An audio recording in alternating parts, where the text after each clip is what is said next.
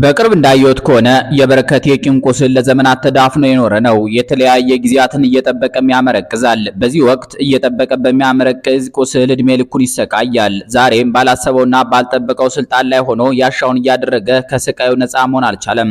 እንዲያውም እድሜው በገፋ ቁጥር ለባሰና ለከፋ ቂም በቀል ራሱን የሚያዘጋጅ ሰው ሆነ። ይህን የበረከት ጠባይ ካስተዳደጉ ጋር አጣምሮ ማየት ያስፈልጋል። ከብርሃ ጀምሮ በቅርብ የሚያውቁት የጫካ ጓዶቹ በረከትን በተበቃይነት ማድባትና ዋሾነት ይገልጹታል። ወደ ጫካ የገባ የመጀመሪያ ሰሞን የትግራይ ነፃ አውጪ ግንባርን የመበቀል ከፍተኛ ፍላጎት ነበረው። በተለይ ኢሃፓ ውስጥ በነበረ ሰዓት የተበቃይነት ስሜቱ መንፈሱን እየረበሸው በደህና ተኝቶ ማደር የማይችልበት ሁኔታ ተፈጥሮ ነበር። በረከት ተወልዶ ያደገው በጎንደር ከተማ ነው። አባቱ ገብረ ሕይወት፣ እናቱ ወይዘሮ ሀዳስ ይባላሉ። አቶ ገብረ ሕይወት በእጅ ሙያ የሚተዳደሩ በመሆናቸው በድፍን የጎንደር ሕዝብ ይታወቃሉ። የበረከት ቤተሰቦች የትውልድ ሐረግ የሚመዘዘው ከኤርትራ በመሆኑ በተወሰነ መልኩ የመጤነት ስሜት ይታይበት ነበር። በተጨማሪም በወቅቱ የህብረተሰቡ የእድገት ደረጃ የእጅ ሙያተኞች በማህበረሰቡ ውስጥ የሚሰጣቸው ደረጃ ዝቅተኛ በመሆኑ በበረከት ቤተሰቦች ዘንድ የበታችነት ስሜት የተጋረደበት ነበር። ይህም ሆኖ አባቱ ገብረ ሕይወት በጎንደር ህዝብ ዘንድ ተወዳጅ ነበሩ። ቆርቆሮ ሲያፈስ ተፈልገው የሚጠሩት እሳቸው ናቸው። የወራጅና ማገር እንጨት መምረጥ ሲፈለግ የቅድሚያ ምርጫ እሳቸው ናቸው። በአናጢነትና በግንበኝነት ብዙዎችን ያስከነዳሉ። ያለማጋነን አቶ ገብረ ሕይወት ለጠራቸው ሁሉ አቤት በማለት ቅን ታዛዥና አገልጋይ ሆነው ያለፉ ሰው ናቸው። በረከት ከልጅነቱ ጀምሮ ጓደኞቹን በማቄል የታወቀ ነው። አንድ ነገር አይቶ ለማብራራት ካየበት ሰዓት እጥፍ ይፈጅበታል። ለአንደበት የሚጥሙ ወጎቹን በማምጣት አብሮ አደጎቹን አፍ ያስከፍት ነበር። በዚህ ምክንያት ውዳሴ ፈላጊነት ከወጣቱነቱ ጊዜ ጀምሮ አዳበረም። ይህም ሁሉን ነገር አውቃለሁ የማለት በሽታ እንዲጠናወተው በር ከፈተ። በሌላ በኩል በረከት ትምህርት ጠል ነበር። በዚህ ምክንያት በመደበኛ ትምህርት ከ11ኛ ክፍል ማለፍ አልቻለም። ለጨዋታና ወግ ፈጣን የነበረው አእምሮ ለአስኳላ ህይወቱ አልጠቀመውም። ፓስተር ባደግ እግዜር ይስጠውና ከ11ኛ ክፍል አስወንጭፎ የተቋም አመራር ማስተር ሸልሞታል። በፓርላማ ለሹመት ሲቀርብ አቶ ኃይለ ማርያም በለበጣ ፈገግታ ታጅቦ ከግሪንዊች ዩኒቨርሲቲ በኦርጋናይዜሽናል ሊደርሺፕ ማስተሬት ዲግሪ በማለት አሞግሶታል። የዛሬን ያድርገውና ታዲያ የዚያ የፓርላማ ሹመት ዕለት ልዩ ድምቀት የሰጡት አንጋፋው አቶ ቡልቻ ደመቅሳ ነበሩ። አቶ ቡልቻ አንገታቸውን አጎንብሰው እንዴት የኢህአዴግ ቁልፍና የተማረ ሰው በጽህፈት ቤት ደረጃ ዝቅ ብሎ ይሰራል በማለት ሸንጎውን አስቀውታል። መቼም አቶ ቡልቻ የኮሙኒኬሽን ጽህፈት ቤት የጠቀለለው ድብቅ ስልጣን ከጠቅላይ ሚኒስትሩ ቀጥሎ መሆኑን ሳይረዱት ቀርተው አይደለም። ወደ በረከት የልጅነቱ ህይወት ስንመለስ ካሳሁን ገብረ ሕይወት ለሚባለው ታላቅ ወንድሙ ከፍተኛ አድናቆት ነበረው። የፖለቲካ ያመለካከትም ተጽዕኖ አሳድሮበታል። የኢህአፓ አባል የነበረው ካሳሁን በረከትን ወረቀት ለመበተንና መልእክት በማድረስ ያሰማራው ስለነበር በሂደቱ ግንዛቤ ነበረው። የኢህአፓን አካሄድ ለማወቅ አግዞታል። ቀን ቀናትን ወልዶ የፖለቲካ ግለቱ ሲሟሟቅ አንድ መጥፎ መርዶ በአቶ ገብረ ሕይወት ቤት ተሰማ። ካሳሁን ገብረ ሕይወት መስዋዕቱ ተሰማ።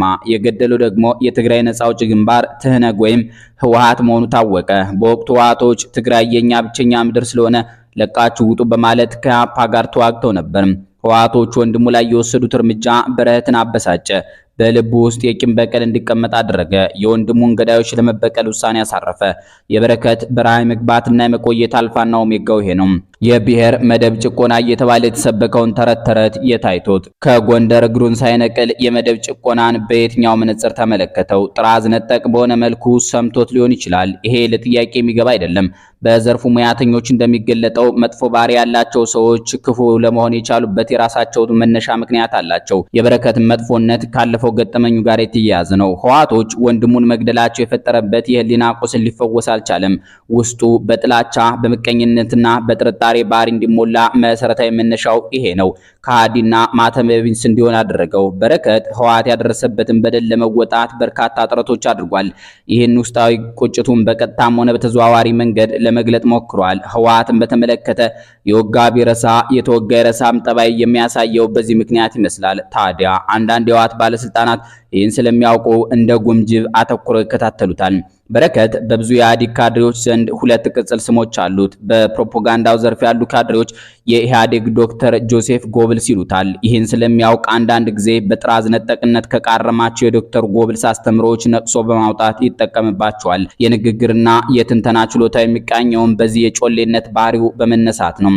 ከአንደበቱ ውስጥ ውሸት ሲደጋገም እውነት ሊመስል ይችላል የሚለውን የዶክተር ጎብልስ አባባል የሁልጊዜም ያፉን ማሟሻ ያደርገዋል። እርግጥ በቀጥታ ውሸትን ደጋግመን እውነትና አድርገው ሲል ሰምቼ አላውቅም።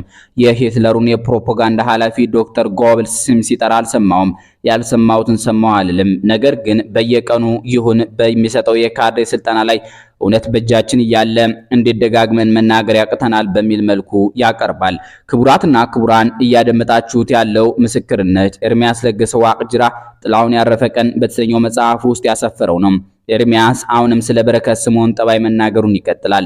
በቅርብ እንዳየሁት ከሆነ በረከት በውስጡ የሚፈልገውን ነገር ሌላ ሰው ሲናገርለት ደስ ይለዋል። ይህን ምስጢር ያወቀ ሰው ለረጅም ጊዜ ከሱ ጋር መቆየት ይችላል። ትልቁ ችግር የበረከት ደስታ የጤዛ ዕድሜ ያህል ነው። የአእምሮ ሕዋሳት የተዋቀሩት ህዝብን በመከፋፈልና በማጋጨት በመሆኑ ህሊናው ደስታን የሚሻ አይደለም። በዚህም ምክንያት ስሜቱ ዘወትር ከፍና ዝቅ ይላል። ከሰዎች ጋር ያለው ተግባቦትም በዛው መጠን ይዋዥቃል። እናም ከሱ ጋር አብሮ ለመስራት ይህን ግራ የሚያጋባ ባህሪውን ማወቅ ይጠይቃል። ሲያኮርፍ አብሮ ማኩረፍ፣ ሲነጫነጭ አብሮ መነጫነጭ ግድ ይላል። እኔ ህላዊ ዮሴፍ፣ ሬድዋን ሁሴን፣ ገነነው አሰፋ ይህን ስነ ልቦናውን ከተገነዘቡ ካድሬዎች ግንባር ቀደሞች ነን። ከተማ ቀመስ ካድሬዎች፣ የአራዳ ልጆች። ኤርሚ ስለ መለስ ዜናዊና በረከት ስምዖን ግንኙነት የሚገልጸው ደግሞ ከዚህም በላይ የሚያስገርም ነው። ይቀጥላል። የዋቅጅራ የልጅ ልጅ የበረከት መንገድ የሚመሰረተው በአቶ መለስ ብዕርና አንደበት በመሆኑ የራሱን ፍላጎት ብቻ መውሰድ አስቸጋሪ ሊሆን ይችላል። ከማንም የዋት ካድሬ በላይ የበረከት ስሜትና እምነት የሚመሰረተው በአቶ መለስ ነው። የፈለገ ቢሆን ድርጅቱ በሚናገረው ላይ ክርክር አይገጥምም። በፍጹም። ባጭሩ በረከት የመለስ ህልም እስረኛ ነው። ሰውየውም ቢሆን ምን እንዳስብለት ፈልጋለ የሚሉትን ሰዎች ስለሚወድ በረከትን አብልጦ ይቀርበዋል። ተጋነነ ካልተባለ በስተቀር አእምሮን ገዝቶታል ቢባል ሊቀል ይችላል። መለስ ከታመመ በረከት ይሞታል። መለስ ከተናደደ በረከት ይጨሳል። መለስ ከበላ በረከት ይጠግባል። አንዳንዴም ቁምጣን ይዘዋል። መለስ ከሞተ በረከት ምን ሊሆን እንደሚችል አላውቅም። ከሞት የከፋ ነገር ምንድነው? የሞት ሞት የሚባለው ቃላት ስጋና ደም ይኖረው ይሆን? ኤርሚያስ ለገሰ ነጯ ስልክ የሚላት ባለቃው የዚያኔ መንግስት ኮሚኒኬሽን ጽህፈት ቤት ኃላፊው በረከት ስምዖን ቢሮ ያለች ዕቃም ጽፏል። ነጯ ስልክ የአቶ መለስና የበረከት የብቻ መገናኛ ናት። በቀን ቢያንስ አንዴ በጥቅም ላይ ትውላለች ሲልም ይገልጻታል። የበረከት ስምዖንንና የአላሙዲን ግንኙነት አስመልክቶ የጻፈው ኤርሚያስ ለገሰ ይቀጥላል። ሼህ መሐመድ አላሙዲ በአንድ የበረከት ስልክ በሚሊዮን ብሮች አውጥቶ ባለስልጣናትን ሲያሳክም አይቻለሁ፣ ሰምቻለሁ። የበረከትን ህይወት ለማቆየት ብቻ ሸሁ በሚሊዮኖች ወጪ እንዳደረገ አውቃለሁ። በረከት ደቡብ አፍሪካና ኢየሩሳሌምን የውሃ መንገድ ያደረገው በአላሙዲ መልካም ፍቃድ ነው። ኤርሚያስ ለገሰ ስለ በረከት ስምዖን ዝቅ ማለትና ከሰራተኞቹ ጋር ስለነበረው ግንኙነትም እንዲህ ሲል ጽፏል። በረከት ስምዖን ራሱን ወደ ታች ዝቅ አድርጎ የቴሌቪዥን ስክሪፕቶችን መጻፍ የዘወትር ስራው ነው። አንዳንድ ጊዜ በቴሌቪዥን የሚቀርብ ዜና ጽፎ እንዲነበብ ያደርጋል። አንድ በሚኒስትር ደረጃ ትልቅ ተቋም እንዲመራ ኃላፊነት ሲሰጠው ሰው ቁልቁል ተንሸራቶ ዕለታዊ ዜና ሲጽፍ መመልከት ያስደነግጣል። በቅርብ እንደታዘብኩት ከሆነ የህወሓቱ ጆሴፍ ጉብልስ ቅርብ አስቦ ቅርብ የሚያድር ነው። የዕለት ተዕለቷን ማገዶ እየሰበሰበ ያቃጥላል። የጥሩ መሪ ባህሪ የለውም። የስልጣኑ ምንጭ ማስገደድ መቻሉ ነው። ስለ ስራ ውጤት እንጂ ስለ ሰራተኛው ደህንነት ስሜት የለውም። አሁን የተናገረውን ነገር በሰዓት ውስጥ ስለሚለዋውጥ እምነት የሚጣልበት አይደለም። የእዝ ሰንሰለት የሚባል ነገር እሱ ዘንድ አይሰራም። ሲፈልግ የአንዲት ቀበሌ ካድሬ ጋር ስልክ ደውሎ ትዕዛዝ ይሰጣል። ደግሞ ሌላ ጊዜ ዳይሬክተር መምሪያ ኃላፊ የሚባለውን የሰንሰለት ተሻግሮ ከተራ ሰራተኛ ዝርዝር ሪፖርት ይቀበላል። ጋዜጠኛ ቢሮ ድረስ ጠርቶ ማስጠንቀቂያ ይሰጣል። ስርዓት አያውቅም። ቅጣምባሩ የማይታወቅ ውሳኔ የሚወስነው የስርዓት ባህል ስለሌለው ነው። የሰውየው አእምሮ የተቃኘው እውነትና እርግጠኝነት በሌለበት የጨለማ ዙሪት ነው። በውስጡ የተረጋጋ አእምሮ የሌለው በመሆኑ የገዛ ጥላውን እንኳን ማመን አይችልም። ከበረከት ጋር መስራት መረጋጋትም ሆነ በነጋታዊ ስራ መቆየት ዋስትና አይደለም። ሰላምና ማንነትን መሸጥ ግዴታ ነው። ባልታሰበ ሁኔታ እከሌን ከዛሬ ጀምሮ ከስራው አሰናብቶ የሚል አስደንጋጭ ትዕዛዝ ይሰጣል። ደግሞ ሌላ ጊዜ አንድ ጭፍራን ብድግ አድርጎ ከዛሬ ጀምሮ በእንትና ምትክ ዳይሬክተር ይሁን የሚልበት አጋጣሚ አለ። ለምን የሚል ጥያቄ ማንሳት አይቻልም።